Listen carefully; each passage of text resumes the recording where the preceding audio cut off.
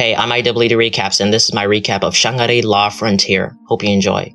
Inside of what is commonly known a trash game, a player named Sadako has finally, after long hardships, defeated the Demon Lord. It fades away with a final roar, and to congratulate, standing behind him is an elf, thanking him for all his hard work.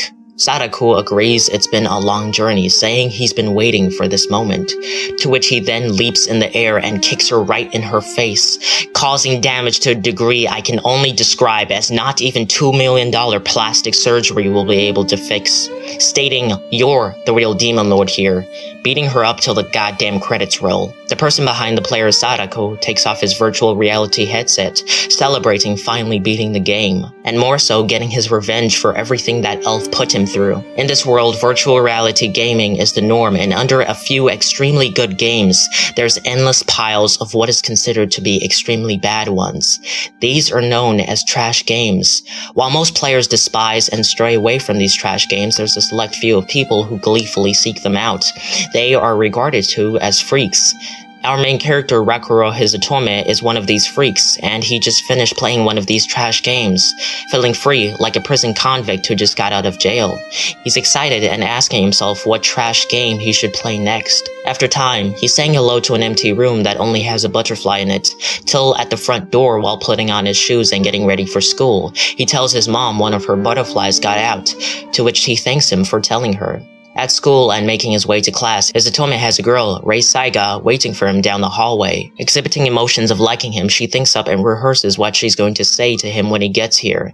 Thinking she's ready, the critical moment comes when Hizutome is right next to her, and now's her chance to strike up a conversation. She runs to talk to him, but to her defeat, Hizutome's friend beats her to the punch, walking off and talking about the game Hizutome played. Later that afternoon at a game shop, owner Mawa Iwamaki says happily tomorrow's the start of summer vacation, meaning that should bring in some more business. Walking in at that moment is Seiga, who politely greets Iwamaki.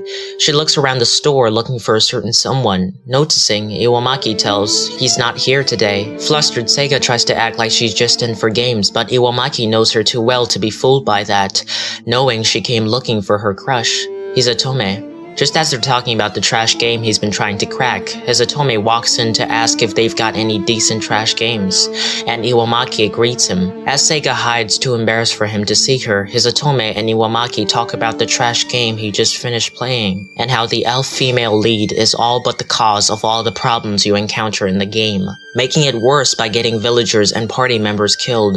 She never takes responsibility for any of it, simply blaming all the misfortune she causes on the last boss. But there's a moment of redemption for this game, as during the 3 minutes when after you defeat the final boss and before the credits start rolling, maybe it's because it's technically a cutscene, you can beat the living crap out of her, without fear of penalty from the game or anything.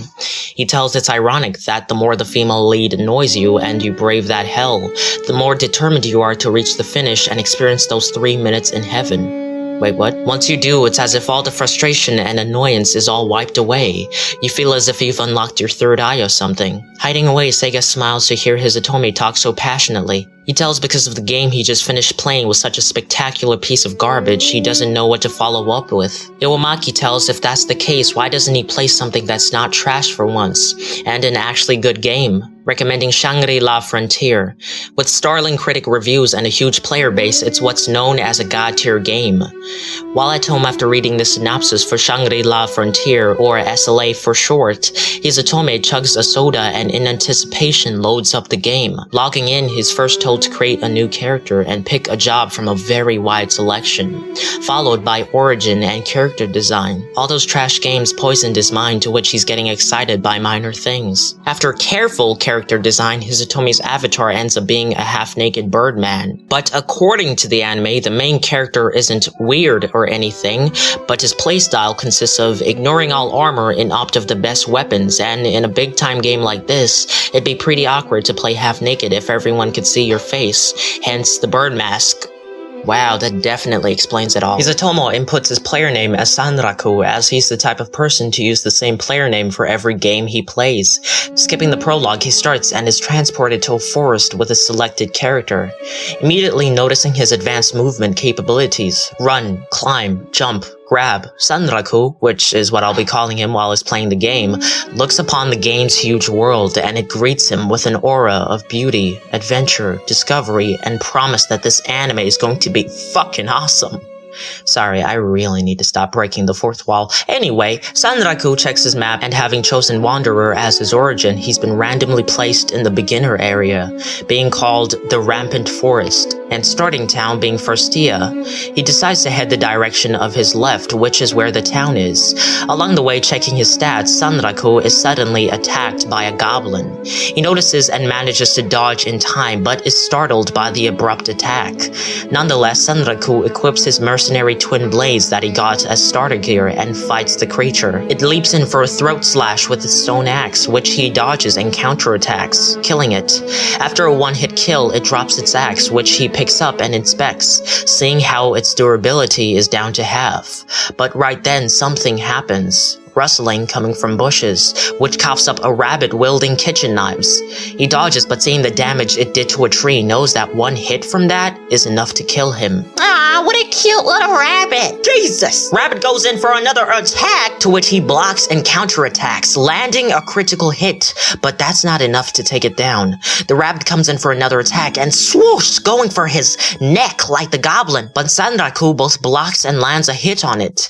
Realizing the attack patterns for small, agile, one-weapon equipped mobs is run, leap, and attack the neck makes it pretty easy to predict. Asking, is this all a god-tier game's got? Because he killed that pretty tough enemy, Sanraku's level goes up, and he gains a new skill. But he also just realizes that so far while playing the game, he hasn't encountered a bug. He didn't think he'd be able to enjoy a bug-free game, but Sanraku is having a great time, which makes sense since that's why they call it a god-tier game. He really wants that rabbit's kitchen knife, so he's gonna massacre their entire race till he gets a pair of two. The Vorpal Chopper, with a drop rate of about 5%, has better stats than the mercenary twin blades. After getting the item, he allocates his stat points, making his way to the nearest town, which after going on a wild, crazy killing spree is in Firstia, but the bridge to that town just so happens to be guarded by a venomous python. Bro got a wig looking like a Naruto character.